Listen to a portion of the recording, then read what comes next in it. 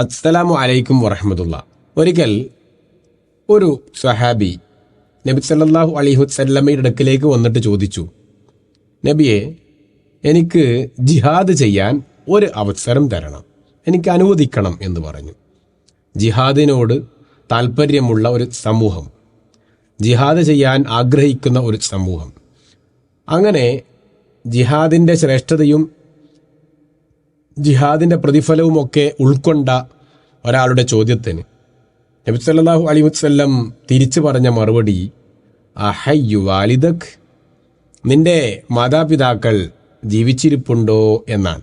കാര്യം ചോദിച്ചപ്പോൾ അദ്ദേഹം പറഞ്ഞ മറുപടി, അതെ, ജീവിച്ചിരിപ്പുണ്ട് എന്നാണ്.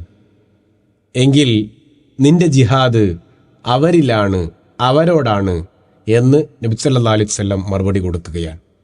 അപ്പോൾ എന്താണ് ജിഹാദി എന്നുള്ളത്?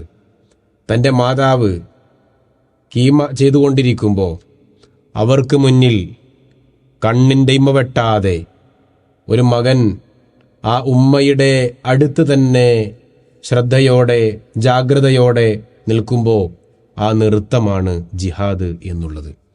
തൻ്റെ മാതാവ് രോഗശയ്യയിൽ കിടക്കുമ്പോൾ ആ മാതാവിന് ആവശ്യമായ എന്തും ചെയ്യുവാൻ വേണ്ടി വിളിയത്തും ദൂരത്ത് തന്നെ നിൽക്കുന്ന ആ മകളുണ്ടല്ലോ, അവർ ചെയ്യുന്നതാണ് ജിഹാദ് എന്നുള്ളത്.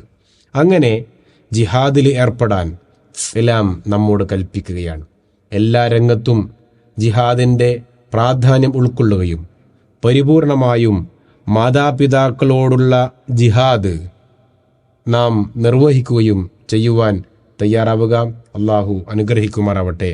അസ്സലാമു അലൈക്കും വറഹ്മത്തുള്ളാഹി വബറകാതുഹു.